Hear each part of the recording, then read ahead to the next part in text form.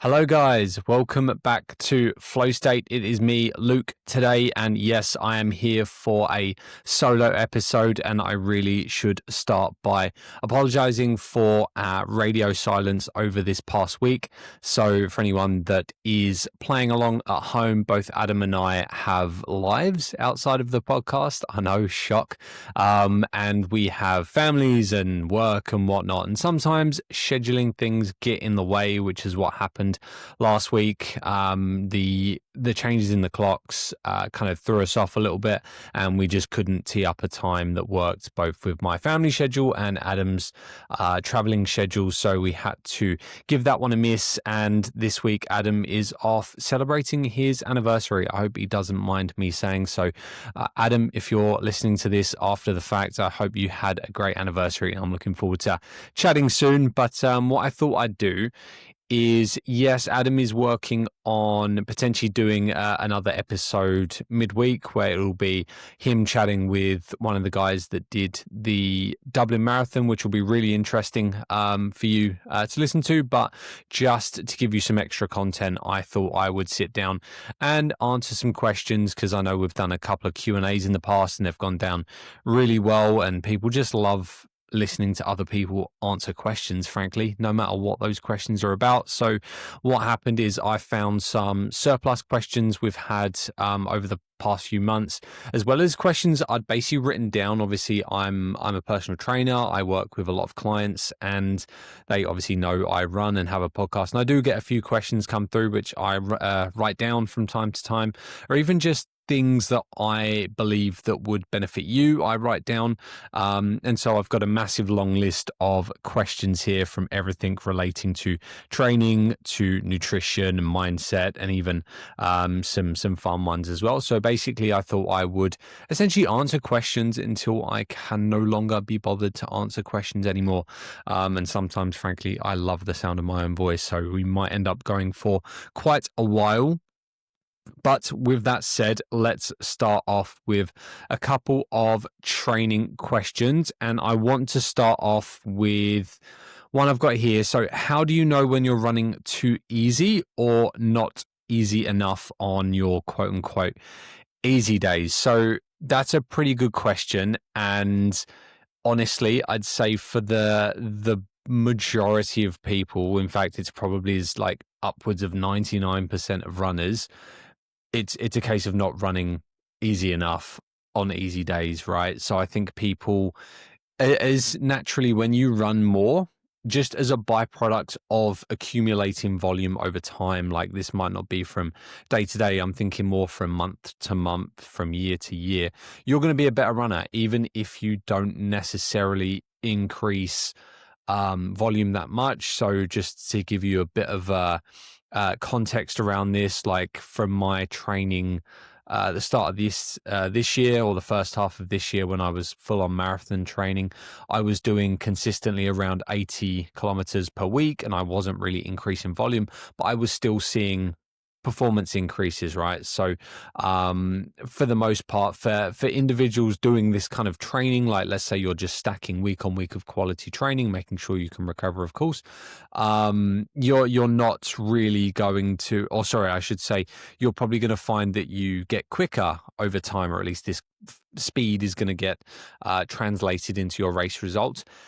And what happens is, as you become quicker, you're seeing your race results, or you're maybe doing time trials or whatever it is, get quicker. People go, oh, well, my easy runs therefore have to be getting faster.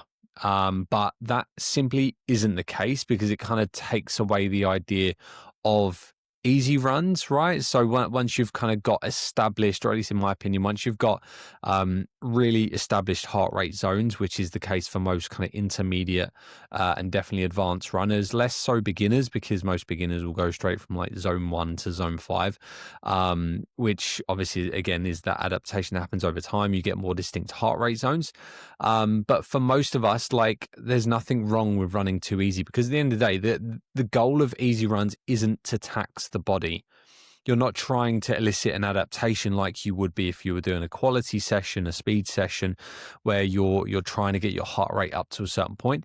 This is the opposite. You basically are trying to get time in a zone that is kind of allowing you, giving you space to absorb training while still giving you time on feet. And as long as you're still running, you can't really go too slow, right? And sometimes, like, there's nothing wrong with going into a walk, right? If you're kind of specifically working with heart rate zones and you've been tasked by your coach, or even if you're self training and you don't want to go above a certain heart rate zone, because that's when you find that you kind of get massively fatigued. You find that it kind of you recognize that that's your point at which, okay, I need to stay under this point. It's like, well, if you're going up a hill, in order to stay under that heart rate zone, it's probably best to like start walking, or even like drop down into a bit of a shuffle, frankly, because that's what is going to prevent you from building up too much fatigue. And then if you're keeping your easy runs easy like this, you're going to be able to give more to your quality sessions, your long runs, and obviously make sure you recover. So the short answer is, how do you know when you're running not easy enough? Or it's like, well, if you're finding that you're kind of not recovering from your training, or you're finding that your heart rate is the same on an easy day as it is on the hard day, you're probably running too fast. So what I'd suggest, like, it's not mandatory, but I think heart rate monitoring is probably a good thing. So using a heart rate monitor, if you can, a chest strap ideally. But if not, go by feel. Like, if you find that you're subjectively rating your easy runs as similar to what they'd be on a more intense run, dial it back. Like, keep it, I mean, it's all relative, like I said, but keep it, for me, like 2 to 4 out of 10 on the intensity scale, and don't be afraid to slow down, because you can't really go too slow. So hopefully that gives you something. What's another good one? So how do I approach deload or recovery weeks? So this really depends. So again, this is kind of applicable to all kinds of training. And I talk to clients in the gym about this quite a lot, because people automatically assume that when you train, you need deload or recovery weeks. Whereas realistically, for most of the general population, life is a bit of a deload, if that makes sense. So if you're running, let's say you run twice or even 3 times a week, unless you're running like 80K in those 3 runs, which I highly doubt, you're probably getting sufficient rest between those runs. So what I'd say for individuals who are kind of not running excessive mileage, or finding that they're getting fatigued to the point where performance is regressing, like they're actually finding that, okay, my running is getting worse from week to week, or I'm finding that my every run is just kind of punishing, I'm not sleeping, I'm losing excessive weight, I'm not hungry. Like, unless that's happening, you probably don't need to take a deload or recovery week unless it's post race.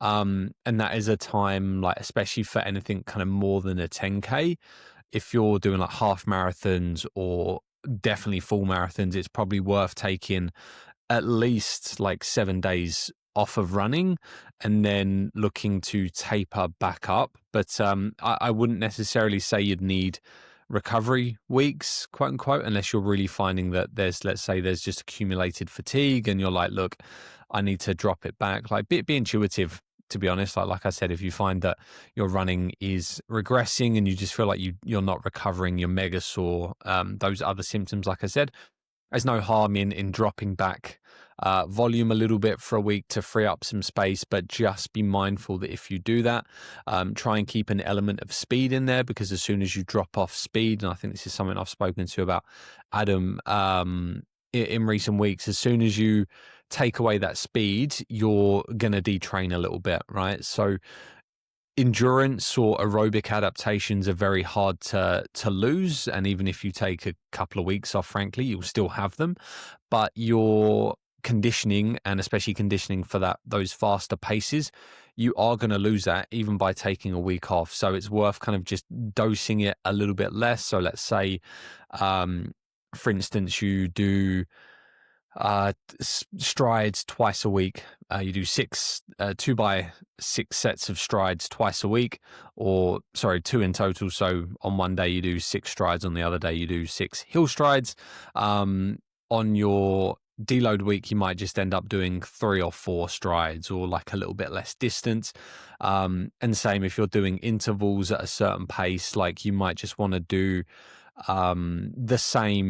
the same pace, you just do less of it, right? So instead of doing 6 by 6 minutes at 4 minute per K pace, you might end up doing kind of 3 or 4 by 6 minutes or 4 by 5 minutes at that same pace, just to make sure you're not losing that kind of top end speed and the muscle and the musculoskeletal system isn't going to get too detrained, if that makes sense. And obviously the easy runs, you can just afford to take off a little bit of volume. So that's my thought on deload or recovery weeks. And now this is a really good question next. So this is one I had up in front of me for a little while and I was thinking about this. So how do you train like mental endurance for instances like motivation dips, or even I took this as meaning even in races, like how can you train mental endurance to make sure you're kind of getting through races mentally? And honestly, I think the best way to do this is create consistency. That is the number one thing behind motivation, because at the end of the day, like motivation is something that is going to ebb and flow. And if you're driven, depending on what you're driven by, so for anyone interested, there's two main kinds of motivation. You've got intrinsic, which is when you're motivated by things that basically mean something to you or give you value. Things like enjoyment is an intrinsic motivator. Doing something because it aligns with your personal beliefs or values, or something you do for your health. Those are all intrinsic motivators, versus extrinsic, which would be, okay, I like to run because I'm able to post it on social media and get heaps of likes, or I like to run because it means I can eat whatever I want afterwards, right?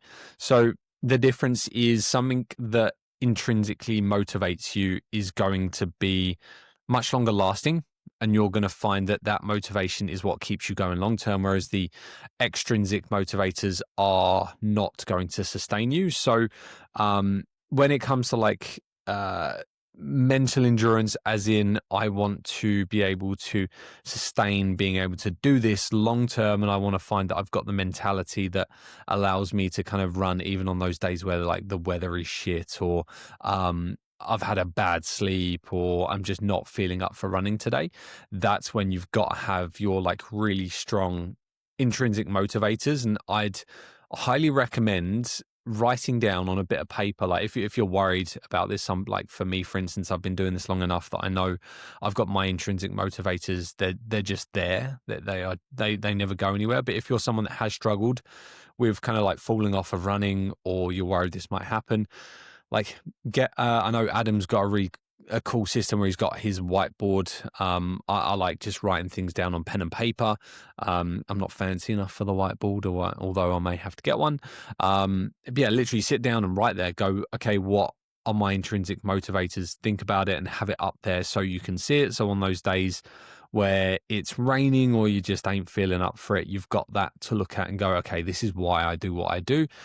And that's going to help you build consistency. And then the more you do it, the more it becomes habitual. And like me, for instance, realistically, I have to be dead or dying to miss training. I might not kind of do the same training every time. I might change where I need to, but I've got my routine. It's like brushing my teeth at this point. And what helped me get there is having that really strong kind of intrinsic motivators, and that base of that foundation of my belief system around my training. But the other way I'd take this question is like mental endurance, not necessarily from a holistic standpoint, but more from an acute standpoint. So how do I train my mental endurance for things like during sessions or runs? Because at the end of the day, when we are training for endurance sport, like it's real easy when you're out on a long run, or maybe less so in an interval session, or at least I've found less so, but for your head to go. And what do I mean by this? Well, it's like, for instance, I've done runs that are training runs that are upwards of like 30 to 36k in the past, and that's hours. You're outside, you're running. It's very isolating for me, at least. I know Adams has a really good system where he's got the boys he run with, and I really recommend that. The only reason I don't have that is because I just don't have the kind of social system that he does, realistically. Mm. So that is a way to kind of improve mental endurance, is to have people on those kind of runs with you. It just helps, even when I'm on Zwift, for instance, and realistically my bike sessions are kind of an hour 20 to an hour 40 as standard. And again, that's a long time. And I find that if I'm doing a solo training session, it's not as engaging as if I'm in like a group race or even a group training session. Just knowing there are other people doing the same thing, I find that really, really helpful. But another thing is just to kind of get used to it, and sometimes like be a little bit uncomfortable. Like don't go straight from, if it's a training run, for instance. Like I found that sometimes it was good to, or it's obviously good to build up gradually to prove to yourself that you can do something, but also like vary the circumstances in which you run. So for instance, when I was preparing for the Ballarat Marathon, I obviously made the call not to have any headphones. Like, this is something that's pretty standard. The elites, for instance, don't listen to anything. I know they're going a lot faster than me, but it just helps you keep dialed in. And I was a little bit kind of like, oh, okay, well, all my long training runs, I'd had podcasts in. That was my kind of listening of choice to get me through long training runs. And then I was like, okay, I'm going to have to obviously train myself to be able to run for 3 hours basically, without anything. So I built it up. I actually initially started, I was going, okay, I'll do the first kind of, or I'll do a half marathon worth of training run without any headphones in. And once I've got to 21k, I'll do the final 10, 11k with a podcast. And I basically just built it up like that to the point where I was then able to do 30 or 32k without headphones. And that really helped with that mental resilience. I'm not even joking on this one, to get myself prepared. And this was something I saw Steve Magnus talking about on Instagram. And it was just about spending more time not having any external stimulus to kind of learn where your head goes. And this kind of goes hand in hand with things like mindfulness meditation. And anyone who I'm kind of friends with knows that I'm a big proponent of meditation. I meditate every day. I think it's a really valuable kind of practice, for not from a spiritual standpoint, but more from a learning where your head goes, and learning how to just listen to and watch thoughts. So what I started doing off the back of this was actually getting used to first thing in the morning on my drive to work, just not having anything, just not listening to anything, and getting used to being comfortable with listening to where your head goes. And that, I found that really helpful with dealing with kind of mental endurance, because it's just like, if you know you can sit through nothing but your own thoughts when you're suffering, like it's only going to help make you stronger. So that's really something I'd recommend for kind of mental training. Just kind of getting a little bit uncomfortable in that instance, and not being afraid when things aren't going perfect, like almost make things imperfect. Another one might be like, let's say you are used to training at a certain time of day because of the temperature. It's like, well, sometimes get used to training in uncomfortable conditions, because the more you get uncomfortable with being comfortable with being uncomfortable, the better prepared you are going to be in future. And that's not to say every kind of training session or race has to be uncomfortable. It just means you're going to be that much more, I guess, robust when it does come along.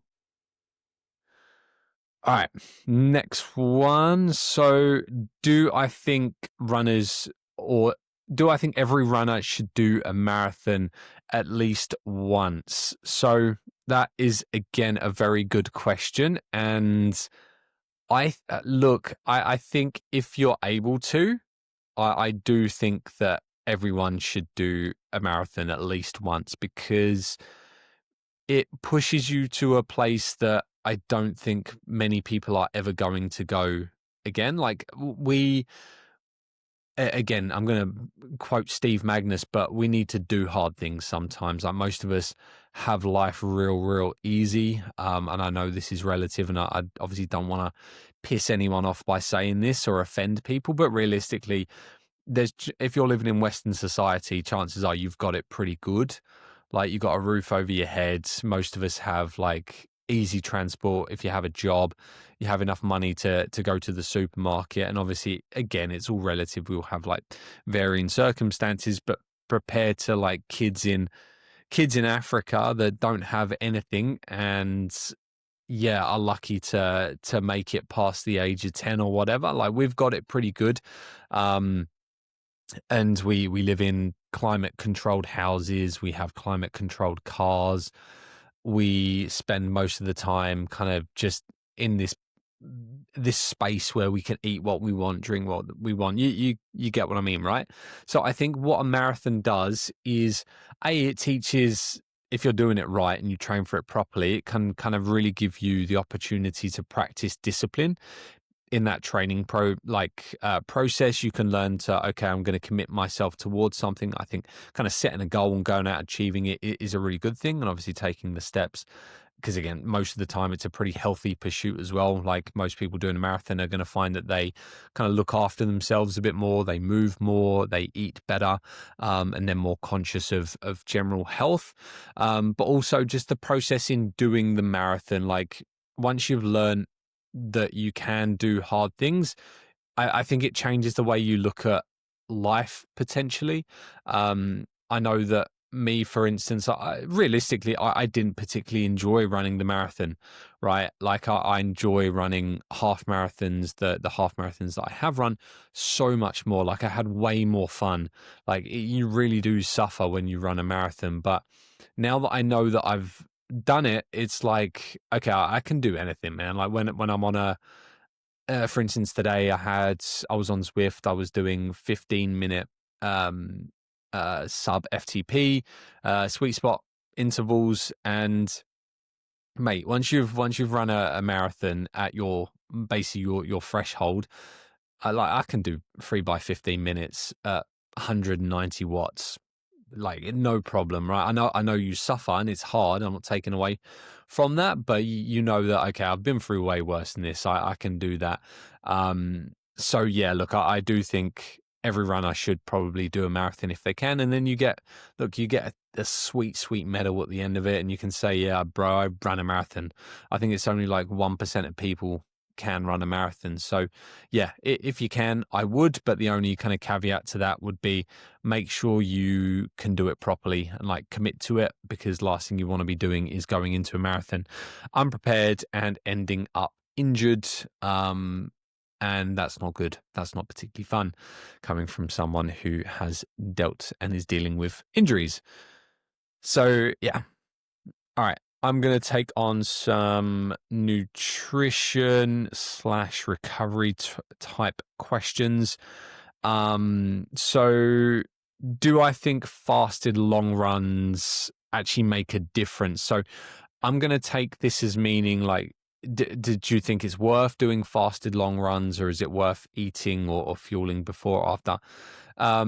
And look, I think at the end of the day, long is a relative term, but I think if you are training to be a better runner and want to make the most of these long runs, I'd probably be fueling for anything more than, depending on how hard you're running, probably anything more than an hour. If it's anything less than an hour, you shouldn't really need to fuel. At the end of the day, like if you're eating normally, and not going mega hard, again, relatively, you shouldn't need to fuel for less than an hour.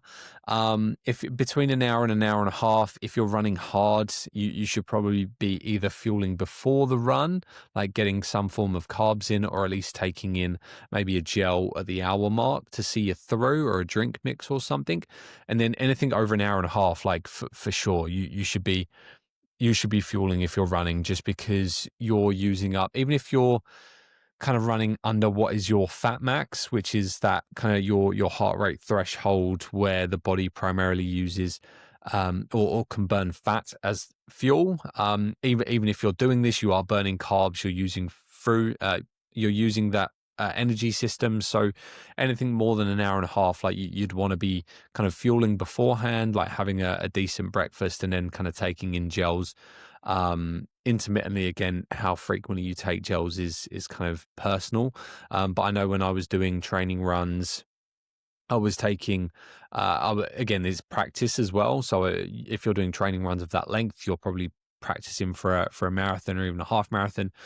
I was taking in gels kind of every 5 to 10K, depending on the run, or the goal of the session. So yes, basically it does make a difference. Because if you're not fueling, what you're going to find is that relative intensity kind of skyrockets after a certain point, and then the fatigue cost is so much greater, because if you're depleting muscle glycogen through a run, if you get to the point where you're fully depleted, it takes a lot longer to then replenish. Whereas if you're taking in carbs as you're doing that run, let's say you're taking in gels even towards the end of a run, like half an hour, 10 minutes to 10 minutes before your run, taking in that gel, no, it's not necessarily going to be helping you on the run itself, but it's helping you replenish before the run has actually finished. So then you're making the recovery process that little bit more efficient. So 100%, I'd recommend kind of for longer durations, making sure that you do fuel for long runs, because it does make a difference for both performance and for recovery. And yeah, if you're looking for more information on this, Jonah Rosner on Instagram. He's got a fantastic Instagram, very informative, but he's also got a weekly email newsletter, where he kind of sends out things that cover things like nutrition and when to fuel, when to hydrate. So very, very interesting. In fact, he even did one today, Friday, the 31st of October, about electrolytes and if we actually need them. And the answer is probably most of us don't. So really, really interesting. And that's what I would say to that. Oh, I like this one. So this is a recovery one. Recommended recovery strategies. So I think my favorite recovery tool is sleep. Like, it's boring as all heck, but it is. Mate, I've been the biggest proponent of sleep for the longest time. Like, I just, it makes no sense to me that people sacrifice sleep and then go out and spend tons on supplements. It's just ridiculous. Like, for me, I put sleep above nutrition most of the time, because sleep is basically what underpins all recovery. Like, that is when you're recovering cognitively, you're shifting waste products, you're emitting hormones that speed up the process, and frankly, you just feel better when you've slept. So sleep is always my biggest recovery tool. If you're not sleeping 8 hours, 7 but ideally 8 hours uninterrupted, that would be my first place to go. And there's like so many things you can do with sleep, and I won't go into it now because I'll end up just kind of waffling on for ages. But again, I'm going to give a recommendation. So guys, I'm full of recommendations today, but if you've got a pen and paper, you know what? I'm going to pause for 5 seconds. Get your phone out, get your pen and paper out, because I'm going to give you another name. So far we've got Steve Magnus. He's great for kind of the mindset side of training. So write that down. Second, we've got Jonah Rosner. He's brilliant as well. And next, Dr. Matthew Walker. So he's got a really good podcast series with someone whose name I forgot. Andrew Huberman. There you go. Andrew Huberman. He basically did like a 5 or 6 episode series, which ended up being like an hour long episode for each one. So there's like 6 hours of content all about sleep. And he's written a book, which has kind of got a little bit outdated now, but it's called Why We Sleep. I do recommend listening to the podcast as a priority, because those are a little bit more up to date, because he has changed. The research has changed since he published his book, but he's a brilliant mind and a brilliant kind of neuroscientist, and talks a lot about the value of sleep. So in short, that is my biggest recovery tool. I also like, I'm on Adam's side with this. I also am a big fan of things like massage, and not only because it can help with things like blood flow, but it's also like there's been studies and research on literally just having someone. Again, this is quite ambiguous, and take from this what you will. Having someone rub your body, I think it's called like the sensitive touch effect. Even if it's just a friend kind of like rubbing your back, that can actually really help with relaxation. So having a massage whereby you're getting kind of loosened up, and you're getting that blood flow and all that good stuff, but literally just having the opportunity to lie down and have someone kind of rub you. Fuck, I hope no one's listening to this, because it's very compromising. But yeah, having someone rub you is really good for recovery. It's going to relax the heck out of you. And anyone who's had a massage, ideally a sports massage. Like, I'm reluctant to go to anyone who's not kind of like a practicing physio or an osteopath, because it's a different level of understanding of the body. I would recommend seeing someone like that, especially before like a race or even after a race, just to kind of like, if I could afford it, it's one of those things that I'd get massages every other day. Frankly, I'd get them every day, right? Because they're so relaxing. You just end up coming out of it feeling like you're floating. It's a brilliant feeling. So that's another really kind of recovery tool I think is quite beneficial. Then we get into the ones that are less backed by science, but I do still really value personally. So that's things like sauna and ice baths. So for me, I like putting them together. I feel like saunas are more of a relaxation thing for me, but I think I also placebo myself. And as with anything, if you believe something works or helps you, it does, right? So some people really like dry needling or cupping. And if you like it, it's going to be helping you, whereas I don't. Whereas things like ice baths and sauna, if I have a contrast therapy where I book I find a recovery space, and they have a finished sauna and an ice bath session where you can kind of go contrasting one to the other. I love doing like 15 minutes sauna, 5 minutes ice bath, and just kind of going back and forward. I find that really helps me. And yeah, it's probably a lot of it's probably mental, but I find really, really high value in that. And then there's been some research recently that is less kind of supportive of it, but even the kind of compression boots, I like them. And again, I'm reluctant to say how much they actually help, because they're basically doing what you'd get from a massage. They're helping with blood flow. Do they actually help? I don't know. It's probably very individualized, but if I put them on and have like a half an hour session, like really going hard with these kind of Normatec recovery boots, I find it does help me. I'm on the dare on the side of saying, yeah, I feel a little bit better after using them. But in worst case, it probably does nothing. But yeah, those are the main three for me, with a good sleep being my number one recovery tool. But yeah, what I'd say is, if you feel something works for you, it probably does, and you probably shouldn't let anyone else tell you otherwise, right? Okay, next one. What's no, I don't like that one. How would you manage caffeine use around training and racing? So this is a good question, and I'm probably a bad person to answer, because my caffeine use doesn't actually change.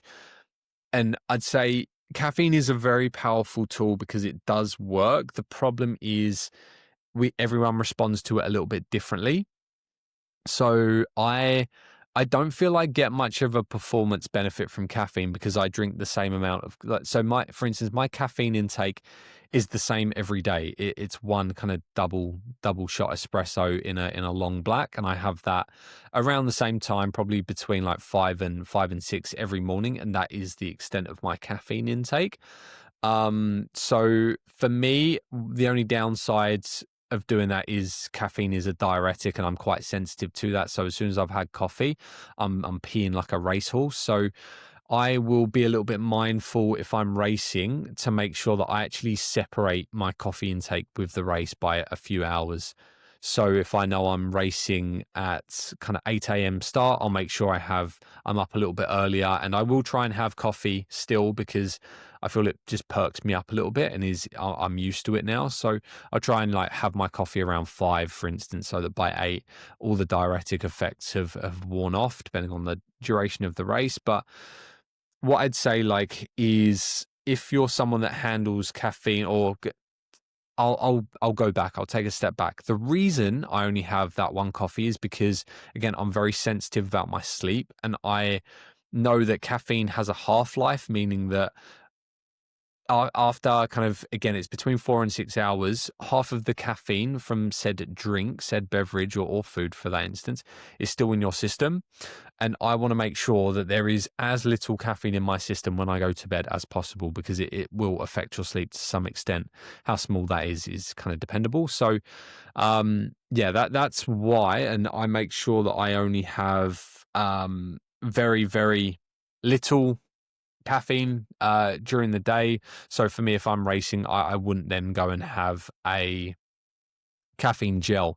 However, they do help. And if you're someone that is kind of more willing to increase caffeine intake, then what I'd say is first practice. But I know it can be quite advantageous, especially during longer races, to caffeinate at the start and then caffeinate. Let's say you're doing a marathon. Let's say you've had a coffee or caffeine gel, energy drink, whatever it is, before the race. It might then be beneficial to have something like with about an hour to go, because then by the time it kicks in, again, caffeine can take anywhere from 30 to 60 minutes to take full effect and fully reach the bloodstream. So just being preemptive that yes, you might need it at the start, but you probably need it more so towards the end. So it's probably better to even like have your first caffeine gel around the halfway mark. That way, by the time it kicks in, you've got about a third of the way to go and it kind of sees you over the line. I think that can be really effective as well. I'd probably avoid having too much caffeine after any big races or training, because again, it's just going to tax the nervous system, and it depends how hardcore you want to go with it. But yeah, I'd try not to have caffeine after training at all for that reason, just because I want to recover as best as possible. But look, if you enjoy like a cheeky espresso after your training run, your long ride, then look, it's not the end of the world, is it? So yeah, but whatever you do, I'd say you'd probably want to practice. And is there much of a need to periodize caffeine intake? Well, not really. I think caffeine has the same effect on the body whenever you have it, like in terms of what it's doing to the heart and increasing heart rate. But in terms of the feeling you get, that can change. So if you're finding that you need more caffeine to get the same dopamine hit, then dropping off on lower training weeks might be a good idea, so that you find that mentally you get a bit more of a boost. But yeah, that's really up to you. My gosh, I've been chatting for 38 minutes. My God, you guys are fair play to you for listening to me for 38 minutes. And I hope you're finding something interesting in this. I'm going to kind of choose just some of the questions I have left. I've got a few, frankly. I'm just going to pick and choose what I believe the best ones are. I've had a really good one earlier, which was, okay, what is my philosophy on quote unquote grit? Can it be trained or is it innate? So I like this question because I have quite strong feelings about this, and ultimately, to give you the straight up answer, I think grit, or that determination that you see in a lot of endurance athletes, I think it's innate. Frankly, I think it's something that is deep down, is buried in there, and it can or cannot be accessed depending on things like epigenetics, right? So for some people, I think it's there. I think the ability to find that grit is there. But for some people, just if the need isn't there, you just never learn to do it. But I think it can also be trained, for that matter. So in short, I think we've also all of us have an element of grit. I think some people do have more than others. I think some people just are able to push that a little bit harder. I think the same goes for things like pain tolerance. I think we all have varying levels of pain tolerance. And yes, to an extent, that can be trained just by getting used to things. But I think it's something that you're either born with or you're not. And I frankly, if you're listening to this, you're probably into running and endurance sports, so chances are you probably have quite a good level of grit. But again, when it comes to training, it's like I mentioned earlier, I think getting used to being uncomfortable is what helps you train it, right? So getting used to those grueling runs, doing races, being uncomfortable, doing some training in the heats, all of this is what can help you kind of train grit. And I think it's a very valuable skill, because at the end of the day, there's people in races that are like all of you, everyone who's doing a marathon is pushing probably between 8 to 10 out of 10 in terms of that effort levels. But it's just the ones that are finishing best are the ones who are able to sustain it for longest, and not going, okay, I need to drop this down to kind of 5 out of 10. I need to start shuffling, right? It's the ones that are able to push to the limit for the longest. And I think it's all a mental game. Again, I think mindfulness and learning to listen to your thoughts and sometimes go, this is just a thought. Like, it's not going to kill me. It's just a thought. It's just a feeling. And learning how to kind of have that conversation with yourself, it is really beneficial. So I think it's innate, but you can train it. And I would highly recommend it if you've got aspirations of kind of being someone that races and races well. It's probably worth looking into that and trying to train this as much as possible. Oh, do I go controversial? I've got a bit of a controversial one. I'm just looking at the time here. You know what? Let's do it. I'm going to go over this really quickly again. So the question is, how do you prevent yourself from comparing yourself to other athletes on things like social media? And the answer is, I don't. I personally don't. Like, I do compare myself to other athletes, and I think, frankly, that makes me a better runner or a better athlete, because if I could, like, I look at people's scenarios, not in an unhealthy way, I'll caveat that. But I do look at what other people are doing, what people have done at my age, and I use it to drive me. I use it as fuel almost. I'm like, well, if this guy's my age, he's got kids, like, I might not reach his heights. I'm not going, oh, this guy's running. Like, for instance, Adam, I see Adam and I see Adam's marathon times. I'm not seeing that and going, oh, I'm just going to give up because he's such a good runner, and he's older than me and he's getting better times. I'm never going to do it. To me, I see what Adam's doing. I'm going, yeah, I can. I'm pushing myself. I want to try and catch up with that. Like, again, I'm realistic. I know I might not ever reach those heights, but I tell myself I am going to compare myself to Adam, because I do want to, hopefully one day when I'm back into racing, I hope this happens kind of sooner rather than later, but I'm able to push myself to the point where I can, like, strive to catch up with his results. And that's what pushes me. I find that really kind of, it's more inspiring than kind of jealousy. Like, I really go, yeah, man, like, that's sick. He's older than me. He's a brilliant runner, and I want to get myself to that point. I don't see any reason why I can't. So I think it's healthy to compare yourself with others to some extent, but when it's kind of more jealousy or there's resentment around it, that's when it kind of should be avoided. And what I'd say is then, like, you got to remember that everything is relative and everyone's in their own scenario. And then I'm sure there's stuff that you would do, for instance, that other individual would love to do. So that's my kind of controversial, it's not even that controversial, but my take on that question. Yes, I'm kind of rattling through these a little bit because I want to kind of get as much done as I can in an hour. Do I think wearables like wrist heart rate? No. Do I think wearables, more kind of wrist wearables, are making us better runners or just more anxious? I think both, frankly. Like, I think the tools we now have as runners are definitely making us better, like being able to track heart rate, blood lactate. Like, knowledge is power at the end of the day. And the more things we measure, the more things we can manage. And I think that's really, really valuable. So I think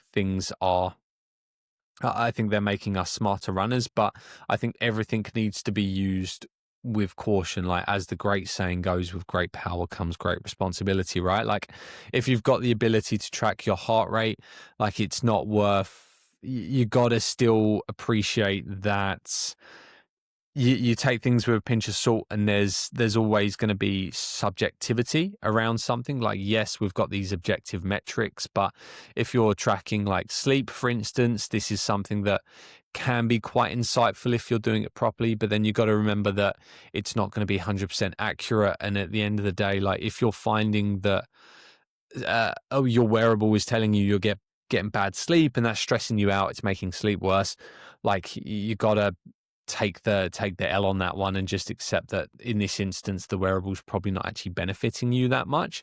So that's where being a little bit kind of more pragmatic with something is worth doing. So yeah, I do think the technology we now have is making us better, but again, it's all about using things wisely and knowing when to use intuition. Like I think a good example, there's been more research, more studies where they've found that simply waking up and writing a diary and scoring your sleep out of 10 is as effective at telling you, if not more effective, at telling you how good your sleep was compared to a wrist wearable, right? So there's accepting that there's some times that listening to your own body is going to be good. Like I do think heart rate is one of the better things to get from wearables, and that's like, again, specifically chest straps.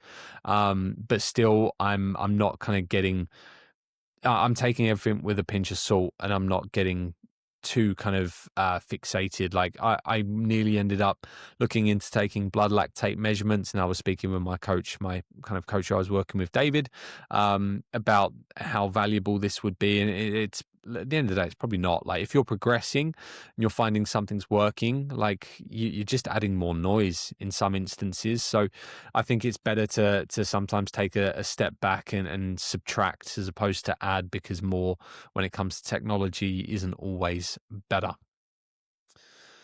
Last one, and then I'll do a couple of fun ones to finish. So is VO2 max as a metric overrated? Yes, 100%. For endurance athletes, knowing your VO2 max is not useless, but it's not going to give you anything, because again, I'm sure we've gone over this in previous podcasts, but VO2 max is basically the maximum volume of oxygen you can take in at any given time. And what that's telling you is what is your capacity in a single moment, right? And that's going to be really exercised if you're doing you're doing exercises that take in a lot of oxygen all at once and are taking you to your very limit. So we're talking things like all out sprints, for instance, whether it's on the bike or running or whatnot.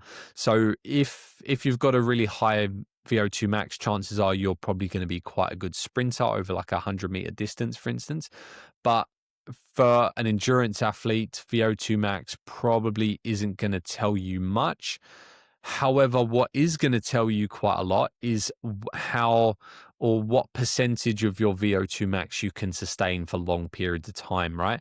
I think the good analogy is, or the good, like to give this some context, Eliud Kipchoge, who has the record for the fastest ever marathon distance, obviously outside of an official marathon, but the fastest someone's ever run, the 42.2K. He has a relatively low VO2 max. I think it's in the 70s, for instance, bearing in mind there's people that have had like, I believe 100, I think is the record. But yeah, Eliud's, for instance, not got a very high VO2 max relatively, but he's performing his marathon at a really high percentage of that VO2 max. And that is much more indicative of endurance performance. So ultimately, like, is it going to be worth going and getting your VO2 max tested if you're running marathons or endurance races? No, it's a cool metric and you might be able to flex it down at the pub with the boys, but at the end of the day, it's not something that you really need to know. And at the end of the day, as long as you're kind of training hard, your VO2 max is probably going to go up over time anyway. So yeah, it's a good metric for assessing all overall health as well. And I think they found that people with a higher VO2 max, it kind of generally correlated with fitness, and there's a lower all-cause mortality associated with that. So yeah, there's one good thing for the VO2 max for normal people. All right, how are we doing for time? 50 minutes. That's pretty good timing. So what's the hardest run I've ever done? That's a really good question. And it's a pretty boring one. So I'd say I've kind of answered it already, but I'd say the Ballarat Marathon earlier this year was by far the hardest run I've ever done. And don't get me wrong, I've had runs where I've gone out not feeling particularly well, like training runs where I've been a bit under the weather, for instance, or I had stomach issues. But I think because there's nothing on the line with those kind of runs, it takes away kind of some of the pressure. Whereas on the marathon, like most people, you're looking to do two things. You're looking A, to finish, and B, you're looking for a certain time. More people are looking to finish than hit a time, but regardless, like for me, I was looking for both because I'd never done a marathon, obviously, and I was trying to get that sub 3 hour.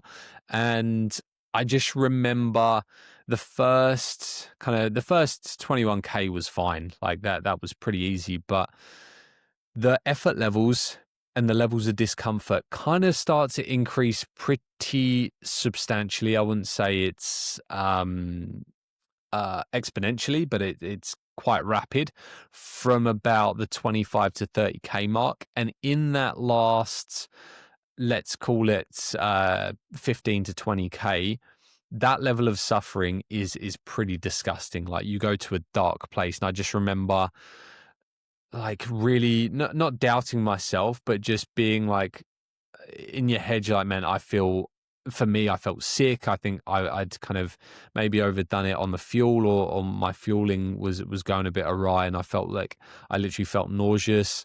You're kind of seeing other people tap out. Like I remember seeing a guy in front of me literally just stop and vomit, and this was at a point when I really wanted to vomit, and we were about 10K from the end.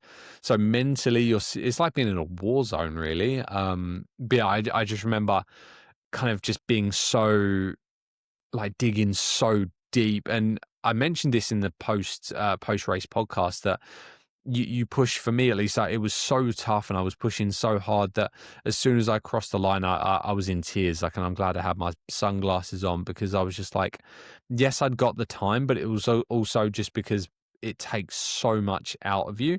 Not really a good advert for doing marathons, really, but yeah, nonetheless, I still think people should do them. But yeah, that's by far the hardest run I've ever done. But there's been a couple of like long training sessions, like 30 to 36Kers back last summer, where it was kind of in the 30 degrees, that were pretty grueling, and I felt pretty miserable doing those as well.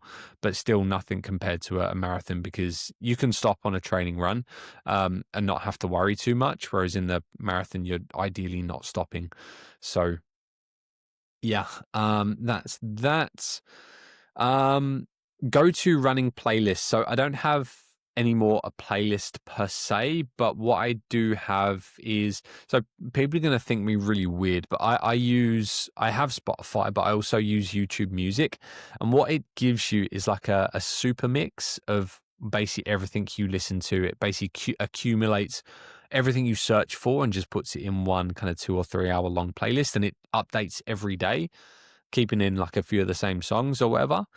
And if I'm ever doing an interval session, like if I'm on a long run or a long ride, I don't particularly like listening to music, because I'd rather listen to a podcast when I'm not when I'm trying to manage intensity.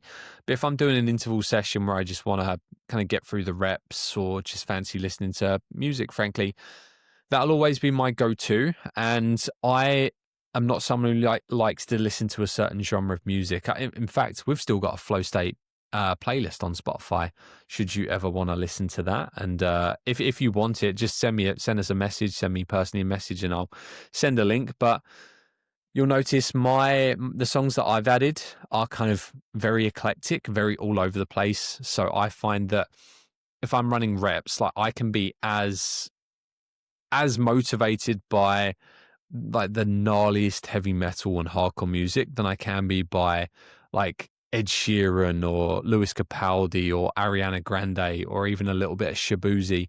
And I'm sure my missus is listening to this in the other room, but I absolutely am on a massive Shabuzi kick. And if I'm doing a rep and I hear bar song come on, mate, I'm flying. That is all I need. That is, mate, go do. You know what? Go do yourself a favor. If you haven't, if you're not into country music, like get yourself into country music because it's banging. But B, go listen to Shabuzi. He's the man. But yeah, long story short, I like listening to just about everything, and I find that I'm as motivated by soft songs as I am by heavy songs or whatever it is. And next time, try it. Like if you're running, don't just have the upbeat kind of what are most people listen to, like house music or whatever. That's boring, man. I'm going to judge your music taste.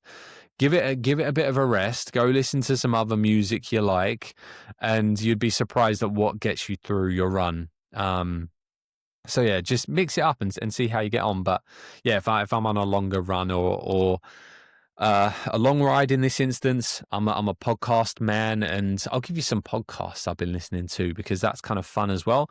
One that I really love recently is Brad Leone. So he's got this guy is a YouTube chef and kind of just a brilliant personality, very, very fun dude to listen to, like really kind of quite charismatic, but a bit avant-garde, just likes experimenting with food. And I have a soft spot for like culinary arts. So he's a great one to listen to because he's got a background in food, in restaurants, in cooking, but he also gets like random guests on. And then these aren't like A-listers or anything, but they're just fun people to listen to. So that's one I've been listening to on my long runs. I think it's called, what's it called? Bear with me for one moment while I find out. Talk amongst yourselves. See, this is better when Adam's here because he can distract while I search something, or vice versa. So here we go, got it. So his podcast is called Lay It On with Brad Leone, and that's a really good one. I also listen to my football podcast at the moment is the Tifo football podcast, and again, it's great because they talk football, but they also kind of they're just funny guys, bunch of English dudes. They're real nerdy and they talk about fun stuff. So if you're into football or just sports, that's a really fun one to listen to. And if I ever want to listen to a running podcast, I still listen to Runners FM, Swedish boys. They really good runners over there, and they get some good guests on as well. They're fun to listen to. And yeah, otherwise, trying to think of any. Those are the main ones. That's all we need for now. That's plenty. But yeah, so mix of podcasts and music. I think I've got time for one more. Who would be my dream guest on the podcast? So I'm going to give you two. And again, I've seen this question beforehand. I did look at it before recording. I'm going to give you a training related one and a non-train related one. So my non-training related guest would be a man called Action Bronson. So this guy is one of my favorite people to watch / listen to. And for anyone that doesn't know, Action Bronson he's a rapper, he's an ex-chef, and he's kind of like a YouTube personality now. But he's just like this guy who's done everything. He works with New Balance. He's kind of been collaborating with New Balance, creating shoes. He's a chef. He's been in films. He's a musician. He's just done everything. And this guy grew up in Queens, New York, and just has like all these kind of stories, and just someone that I'd want to chat a little bit about everything, frankly. And again, if you don't know who he is, do a little bit of research. He's got a YouTube series that's been going on for like a decade now called Fuck That's Delicious, and it's real funny, real entertaining. But I would talk a little bit training. I'd talk shop with him as well. Like this guy has done a bit of training in the past, has worked with athletes, and most recently has started working with New Balance on lifestyle sneakers. So that'd be really, really fun. And controversial one, if I had to talk to anyone about training, and I appreciate he's not a running, but we're kind of like let's say we're an endurance sport podcast, I'd love to sit down and chat with Lance Armstrong. The only thing, and again, more caveats, is that I'd be so terrified to piss him off, because for anyone that doesn't know, like if you've been living under a rock, Lance Armstrong's got a bit of a temper, and he's a bit of a, he can be quite aggressive to say the least. And obviously this kind of goes hand in hand with his history.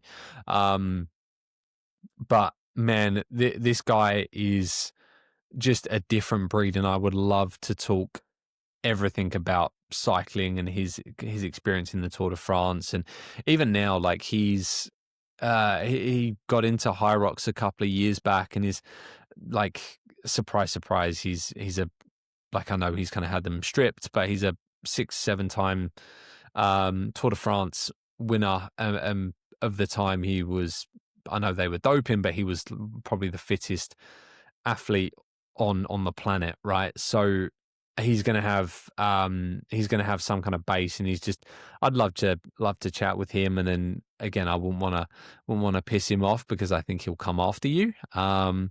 But I would love to just sit and talk all things training and nutrition, and what it's like being in the pro peloton, and all those kind of things. I think that would be absolutely fantastic. But yeah, I think that's it. And you know what? That's literally just ticked us over to an hour. So I think I'm going to leave it there. I deserve a break for chatting to you guys for an hour, but I think you guys deserve a bit of a round of applause for listening to me again for an hour. But the good news is Adam and I are working on kind of new scheduling for next week. So we might, in fact, even have another podcast with you if Adam can find someone to come on from the Dublin Marathon. That'll be really interesting to do a bit of a race recap in a few days' time. So keep an eye out on socials for podcast scheduling, but otherwise everything should be back to normal in a week's time starting from November. So there's nothing left for me to do but to thank you all for the support. And I noticed we've had a few more